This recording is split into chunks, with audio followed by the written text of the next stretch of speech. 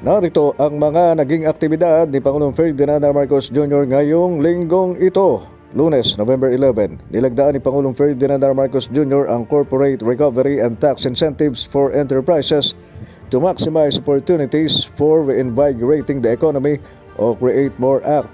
Inaasahang sa paglagda ng Create More Act ay lalong mapapalakas ang pagtataguyod sa Pilipinas bilang prime investment destination.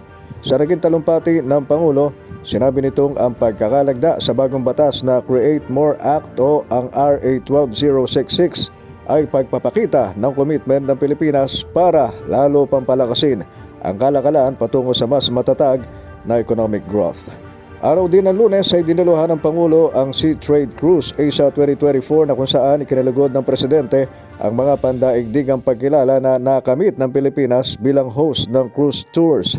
Sinabi ng Chief Executive na ang ganitong pagkilala ay potensyal na hinaharap ng bansa sa pag-unlad bilang isang global cruise hub. Ayon sa Pangulo, ang mga parangal na natamo ng Pilipinas bilang Asia's Best Cruise Destination noong 2023 at bilang Best Port of Call sa Asia Cruise Awards ngayong taon ay patunay ng pagpupursige ng Department of Tourism, Philippine Ports Authority at mga lokal na komunidad upang maiangat ang Pilipinas bilang isang pangunahing cruise destination na karapat-dapat niyang kilalanin sa buong mundo. Miyerkules, November 13, bisita ni Pangulong Marcos sa Malacanang ang delegasyon ng Pacific Century Fellow mula Hawaii.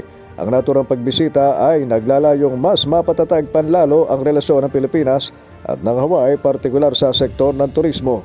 Kaugnay nito'y umaasa ang Pangulo na magiging mabunga ang mga magaganap na diskusyon sa pagbisitang ito kung saan may susulong pa ang mga hakbang na magpapatatag lalo sa relasyon ng Pilipinas at ng Hawaii. Bahagi din ng aktibidad ng Pangulo ay ang ginawa nitong pangunguna sa sectoral meeting kung saan ay inaprubahan nito ang programa ng Department of Science and Technology para sa pagpapalakas ng lokal na produksyon ng mga makinarya sa agrikultura.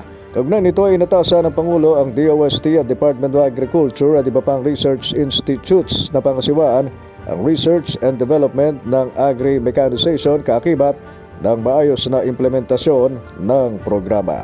Huwebes, November 14, muling namahagi ng tulong ang Pangulo sa mga naapektuhan ng kalamidad sa Tagaytay City sa lalawigan ng Cavite.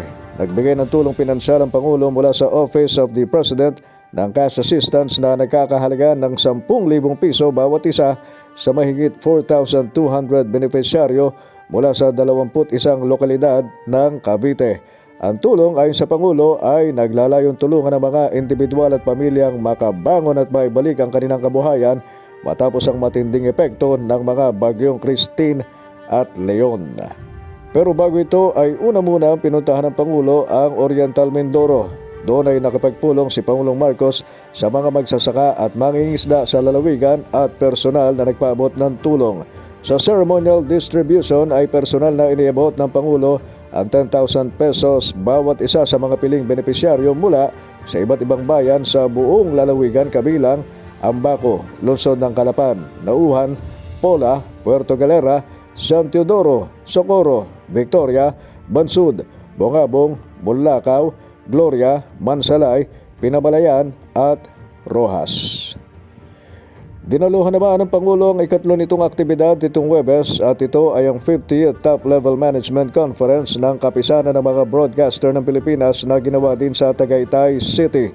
Dito ay pinuri ng Pangulo ang dedikasyon ng KBP sa integridad, pagiging patas at patuloy na paghahanap ng katotohanan na binibigyan din ang kahalagahan ng may kaalamang mamamayan upang mapanatili ang mga demokratikong halaga. Biyernes, November 15, pinangunahan ni Pangulong Ferdinand Marcos Jr. ang pagbubukas ng LRT Line 1 Cavite Extension Project na inaasahang magpapagaang ng traffic sa southern part ng Metro Manila. Sa talumpati ng Pangulo ay sinabi nitong magsisilbing vital access points ang 5 bagong istasyon na magbibigay ginhawa sa maraming commuters. Ang mga bagong LRT line stations mula Baclaran ay ang Redemptorist Station, Manila International Airport Station, Asiana World Station, Ninoy Aquino Station at Dr. Santos Station. Mula pagbubukas ng 5 bagong istasyon ng LRT Line 1 ay agad na tumungo ang Pangulo sa Philippine Navy Change of Command para sa pagreretiro ni Vice Admiral Toribio Adasi Jr. Si Adasi ay may mahabang karera sa hukbong dagat na nagsimula bilang junior officer sa isa sa mga barko ng Navy sa ilalim ng dating Naval District 4. Isa ring abogado, si Adasi, at miyembro ng Philippine Military Academy, Macatao Class of 1989. Pagkatapos ng dalawang naunang aktibidad ay nagtungo naman ang Pangulo sa NDRRMC at pinangunahan ng situation briefing. Dito ay inatasan ng Chief Executive si DILG Secretary John Vic Remulla na magpatupad ng mandatory evacuation sa baybaying bahagi ng Bicol Region, Eastern Visayas at Quezon na maaaring tamaan ng storm surge dahil sa bagyong Pepito. Base kasi sa babala ng Pag-asa, nasa 3 metro ang taas ng storm surge at kailangang ilikas sa mga residente sa taas na 5 metro. Iginiit pa ni Pangulong Marcos na dapat na ipaintindi sa mga residente ang worst case scenario. At yan ang mga naging aktibidad ni Pangulong Ferdinand R. Marcos Jr. ngayong linggong ito.